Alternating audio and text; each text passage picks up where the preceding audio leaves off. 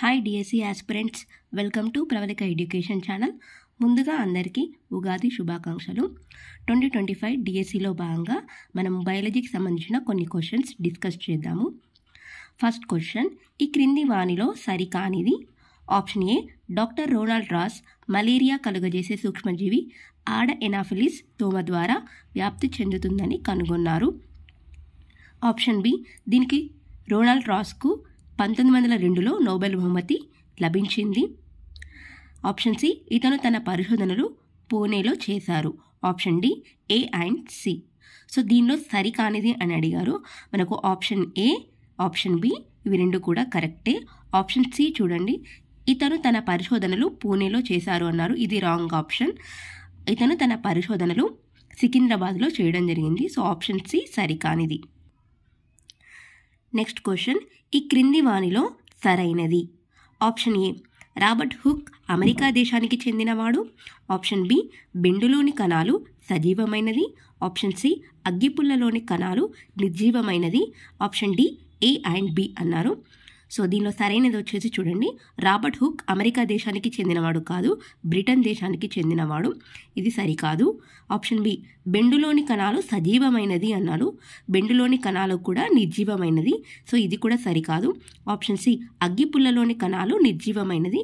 So మనకి ఈ C option అనేది కరెక్ట్. నెక్స్ట్ క్వశ్చన్, ఈ క్రింది వానిలో సరికానిది అని అడిగారు. ఆప్షన్ ఏ, మొట్టమొదటిగా కణాలను పరిశీలించింది Robert Hooke. Option B, micron అనగా కిలోమీటర్లో మిలియనవ వంతు. Option C, Robert Brown orchid పత్రాలలో కేంద్రకాన్ని 1831లో కనుగొన్నాడు. ఆప్షన్ డి, కనకవచం మొక్క కణాలకు బలాన్ని గట్టిదనాన్ని ఇస్తుంది. సో సరికానిది అడిగారు. సో ఆప్షన్ ఏ చూడండి, మొట్టమొదటగా కణాలను పరిశీలించింది రాబర్ట్ హుక్. ఇది కరెక్ట్ ఆప్షన్. మైక్రాన్ అనగా కిలోమీటర్లో మిలియనవ వంతు అన్నాడు. కిలోమీటర్లో కాదు, మీటర్లో మిలియనవ వంతు. సో ఇది మనకు ఆప్షన్ సరికానిది. ఆప్షన్ సి, ఆప్షన్ డి ఇవి రెండు కూడా సరి అయినవి. సో మన answer option B. Next question, ఈ క్రింది వానిలో సరైనది అని అడిగారు. ఆప్షన్ ఏ, పెన్సిలియం అస్పర్జిల్లస్ అనేవి బ్యాక్టీరియాలు. ఆప్షన్ బి, వర్టిసెల్లా అనేది శైవలం. ఆప్షన్ సి, క్లామిడోమోనాస్ అనేది శైవలం. Option D, A and B. ఈ క్రింది మనలో సరైనది అడిగాడు కాబట్టి చూడండి, ఆప్షన్ ఏ, పెన్సిలియం అస్పర్జిల్లస్ అనేవి బ్యాక్టీరియాలు అన్నాడు. బ్యాక్టీరియాలు కావు. పెన్సిలియం అస్పర్జిల్లస్ అనేవి శిలీంధ్రాలు. ఆప్షన్ బి, వర్టిసెల్లా అనేది శైవలం అన్నారు. ఇది కూడా సరికాదు. వర్టిసెల్లా అనేది ప్రోటోజోవా. ఆప్షన్ సి, క్లామిడోమోనాస్ అనేది శైవలం. సో ఇది ఆప్షన్ సరైనది. నెక్స్ట్ క్వశ్చన్, ఈ క్రింది వానిలో సరికానిది అడిగారు. కారా స్పైరోగైరా లాంటి శైవలాలను కంటితో చూడలేము. ఆప్షన్ బి, షుల్జ్ అనే శాస్త్రవేత్త థియో మార్గరీటా నవిబియాజెన్సిస్ అనే పెద్ద బ్యాక్టీరియాను కనుగొన్నాడు. దీని పొడవు వచ్చేసి 0.75 millimetre. Option D, B and C. ఈ క్రింది వాళ్ళు సరికానిది అని అడిగాడు. సో ఆప్షన్ ఏ, కారస్ స్పైరోగైరా లాంటి శైవలాలను మనం కంటితో చూడవచ్చు. సో ఇది మనకు చూడలేమని ఇచ్చాడు. సో ఆప్షన్ ఏ సరికానిది. ఆప్షన్ బి, షుల్జ్ అనే శాస్త్రవేత్త అతిపెద్ద బ్యాక్టీరియాను కనుగొన్నాడు. ఇది సరి అయినదే. దీని పొడవు 0.75 మిల్లీమీటర్. ఇది కూడా సరి అయినదే. ఆన్సర్ వచ్చేసి ఆప్షన్ ఏ.